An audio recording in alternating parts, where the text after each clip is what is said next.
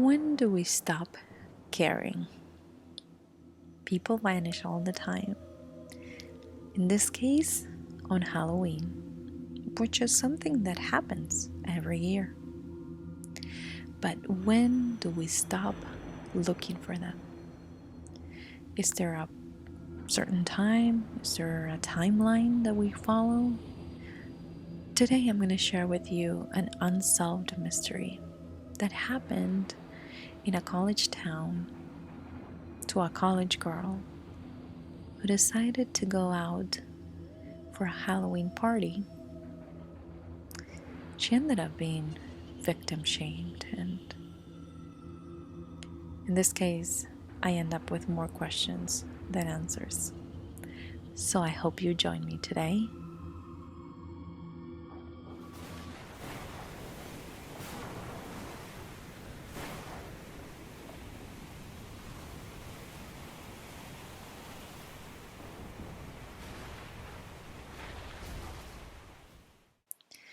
So let's talk about Cindy Song, who was born and raised in South Korea. Her name actually is Young Jong Song, but she moved to the States when she was 15 years old and moved in with her uncle and aunt in Springfield, Virginia. And she went by the name Cindy Song to make it easier for her friends and new people she met. She was a great student, had lots of friends, and she was super smart. So after graduating high school, she went to Penn State, or the University of Pennsylvania. By the year 2001, she was a senior. She was majoring in art and she was almost done, just a few months away from graduating.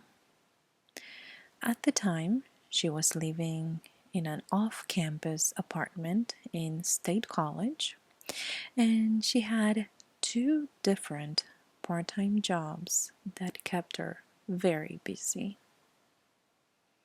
She was only 21 years old and was trying to do things right.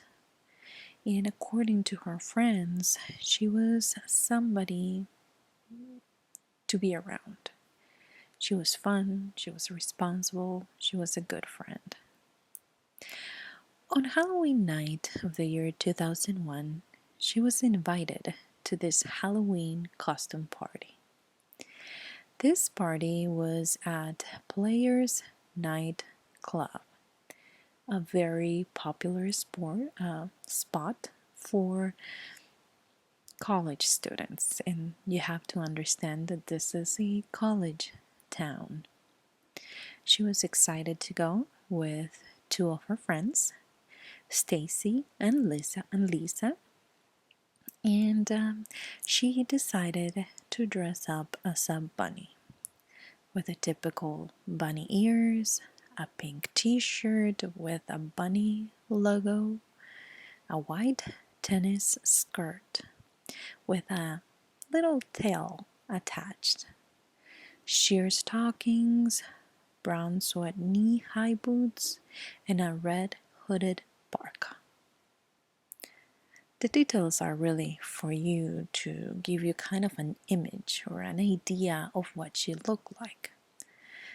Some people had different theories that we're going to explore at the end of today's podcast, but really, are we going to judge costumes on Halloween?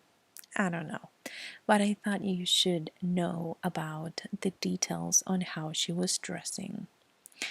This was a bunny costume. Now, people wear different things every year. Some are more revealing than others, and they never vanish. Nothing happens to them. So, I thought that would be something worth mentioning. The outfit was described as cute. I mean, she had almost everything. So, it was like well, let me get this skirt and let me get this shirt and let me do this. The only thing that she purchased was actually, it was the ears and the tail. After getting ready and excited about the party, the three girls went to that party, Halloween party, and stayed there um, into the early hours or morning hours of November 1st. The club closed at 2 a.m., so the girls left, drove a little bit through downtown, and stopped at a friend's apartment. There, they played video games, and Stacy ended up dropping off Cindy at her place at 4 a.m. The next morning, Cindy's roommate gets back from a visit with her family in Philly, and she notices that Cindy was not there. Nothing was out of the ordinary, of course. I mean, the apartment was locked and it looked okay. There was no kind of forced entry. And as I mentioned, Cindy was a pretty busy girl. But by November 4th, everyone was worried. Nobody had seen or heard from her since that Halloween party. So her friends knew that something was not right.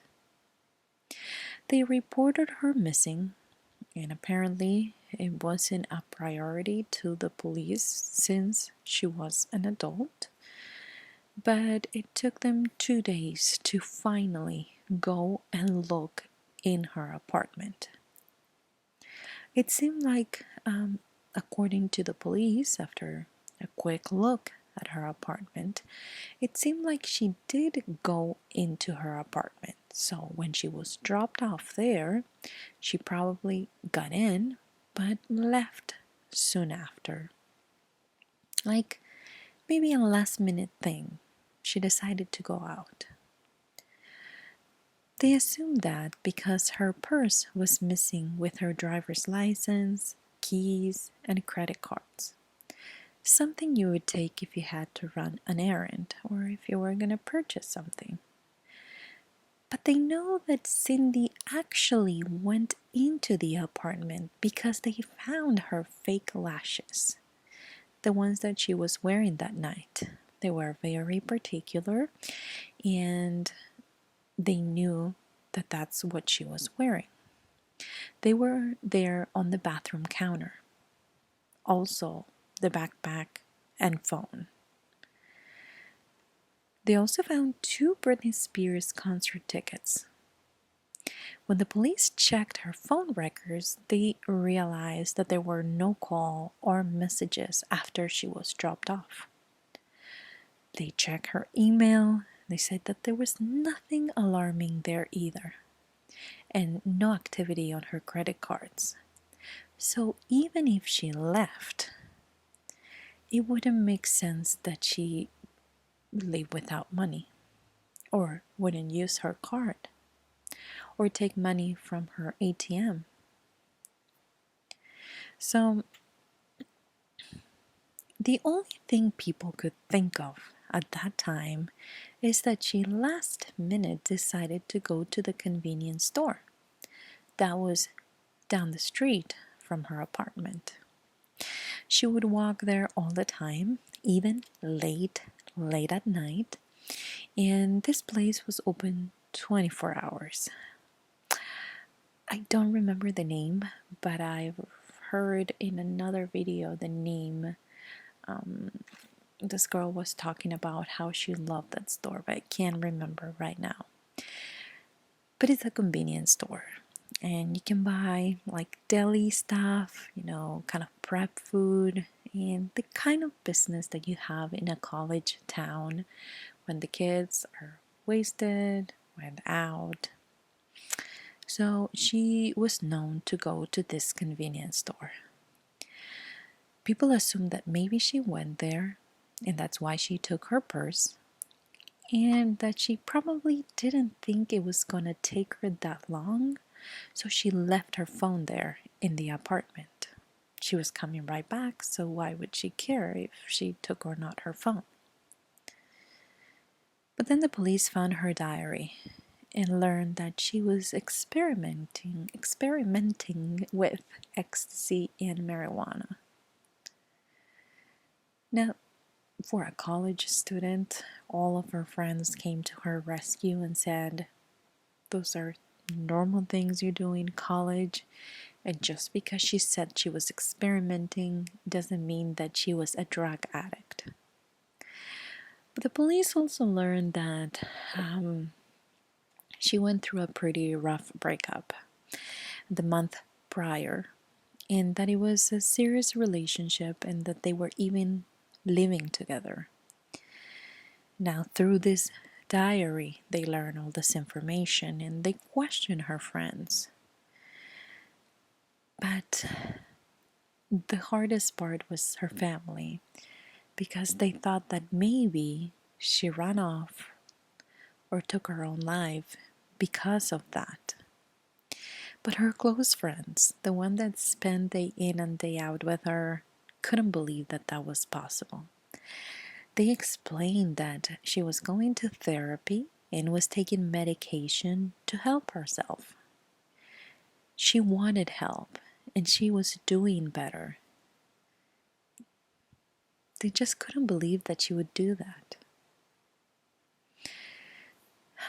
But there was a sighting, not a confirmed one, but according to this witness, this lady saw who she thought was Cindy 200 miles away in Chinatown. Now, this girl that she saw was inside a car, and apparently the witness was walking by the car when she saw this girl screaming and crying for help. But then this other guy passed by her and told her to get lost.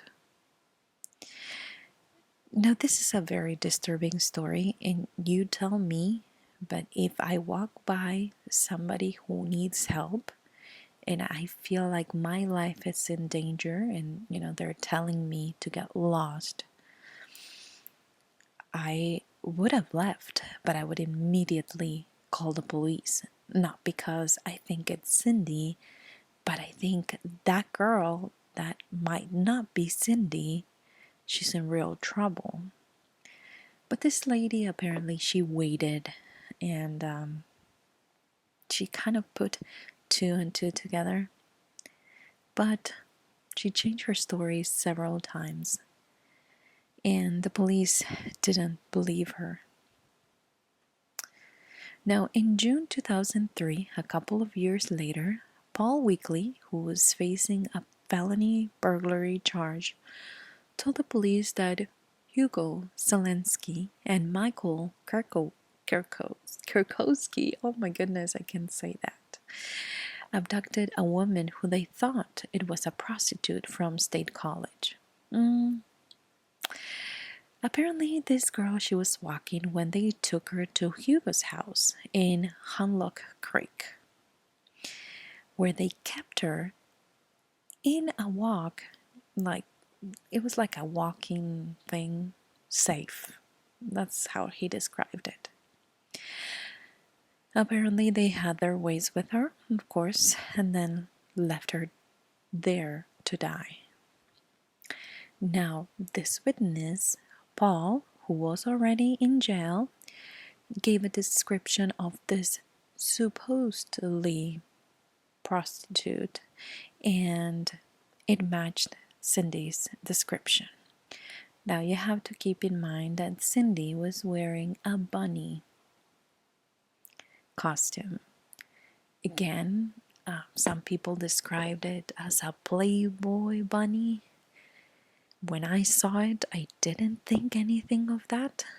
But again, even if it was, and even if it was revealing, she's a 21-year-old woman who can make the choice for herself of what she wants to wear on Halloween. And again, there are hundreds of thousands of people who dress very provocative on Halloween and they don't get abducted. So, That's just a clarification because I read way too many comments, kind of victim shaming Cindy, and really, you should be able to wear whatever the heck you want to wear without people thinking and that you are this or that, or assuming things, and because of that, abducting you. It just really doesn't make sense to me, anyways. But Paul, our friend in jail, kept talking. I mean, he said that Michael was dead because Hugo killed him. Now, the story is that Michael was dead because he kept the bunny ears as a trophy. Michael was a fugitive in 2002, and after he was convicted of several felonies for running an illegal drug ring out of his pharmacy, yeah, kind of a smart guy, huh? He went missing with his girlfriend, Tammy Fawcett, while awaiting his sentencing. Now, also, Paul also said that Hugo was actually responsible for the death of at least 16 people. So this Hugo guy, I mean, he was not only the brain of this illegal drug ring, but it was also apparently a murderer. So the police searched Hugo's residence with all this information from Paul, of course, and they found immediately 5 bodies there. 2 of those bodies were Michael's and his girlfriend's, Tammy. Then they found some bone fragments belonging to drug dealer Frank James and a day killer. And apparently they were found in a burn pit along with a third person who was never identified. The police ended up finding 12 bodies in that same property, but none of the remains matched Cindy. Now, keep in mind that this guy, Hugo, moved to this property a few months after Cindy went missing. He is a person of interest in her disappearance, but they're not able to connect him to her disappearance. However, I read somewhere that he confessed to something. Like I think it was the abducting part, but then he blamed it on Michael.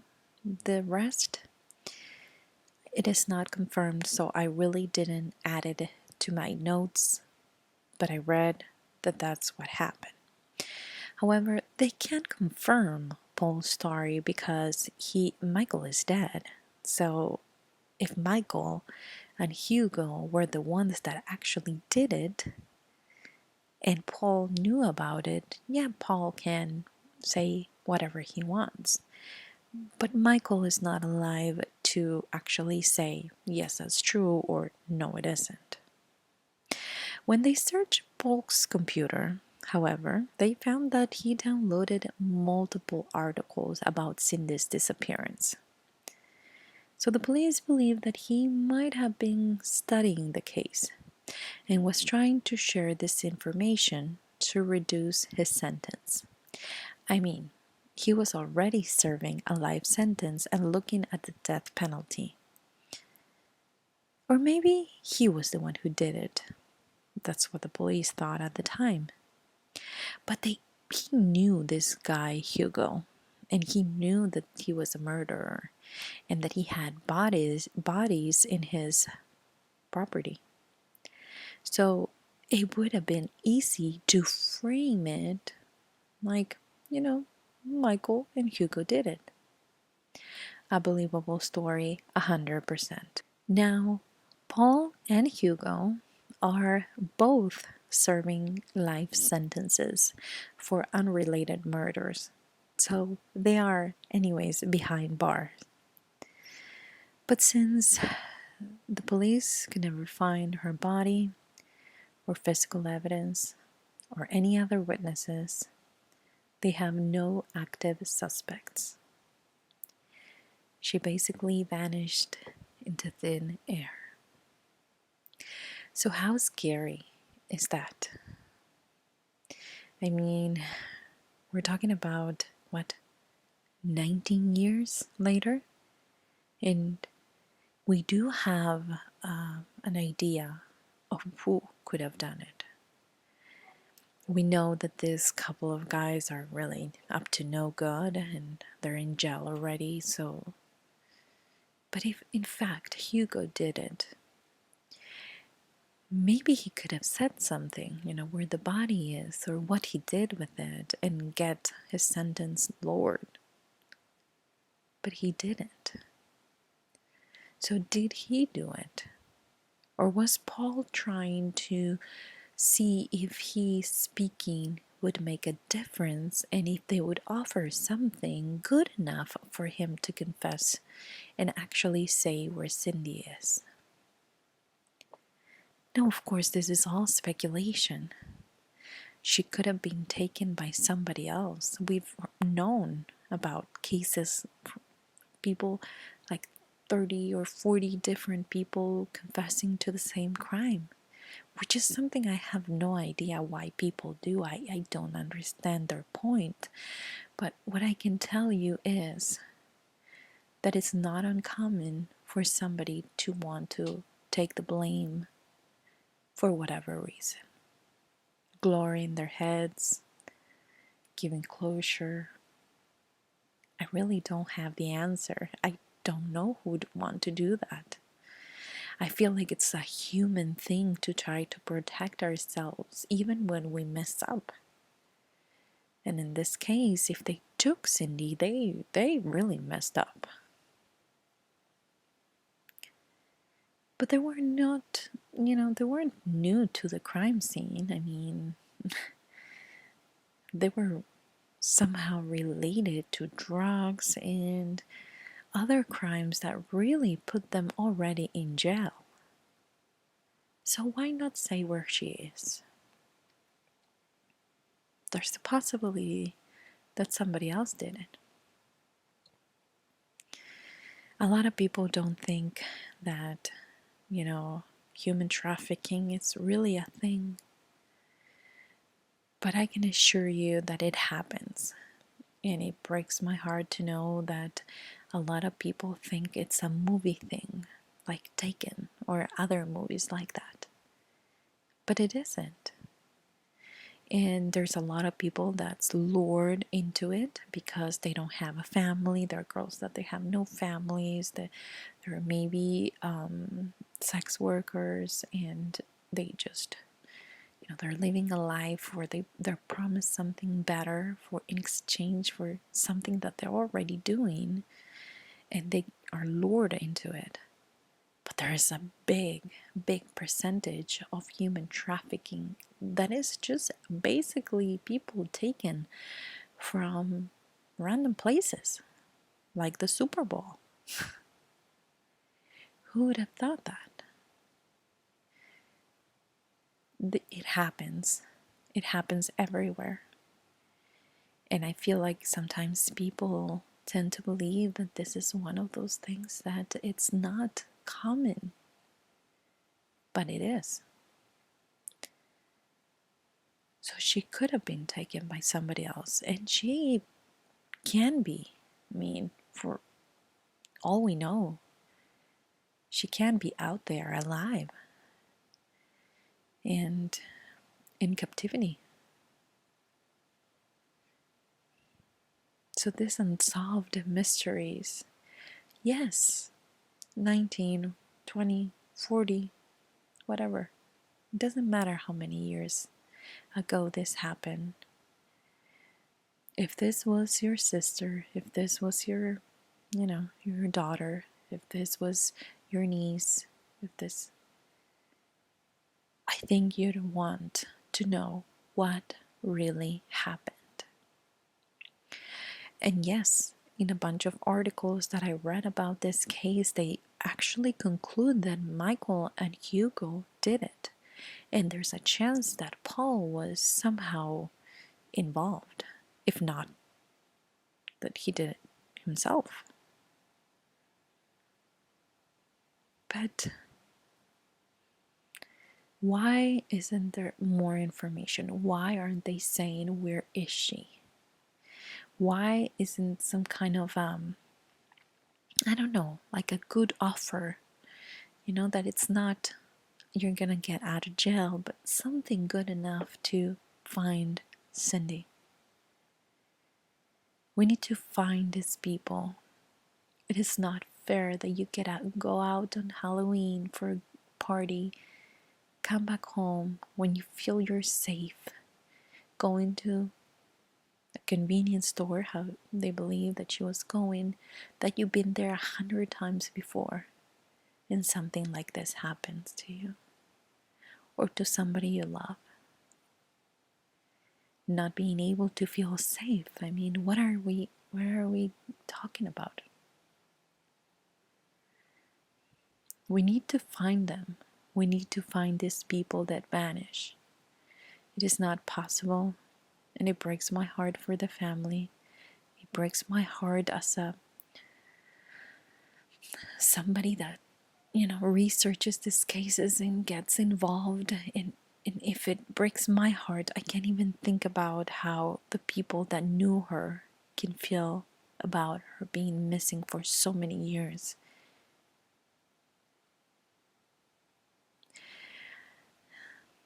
And again, she could have done something different. Maybe she didn't want to go to the grocery or the convenience store. Maybe she met this guy to buy drugs from him. And maybe Hugo and Michael are responsible for it. I just don't want to go with one theory and make you believe that this is what really happened. Because if police had enough proof that this is what really happened, then we would have found a body.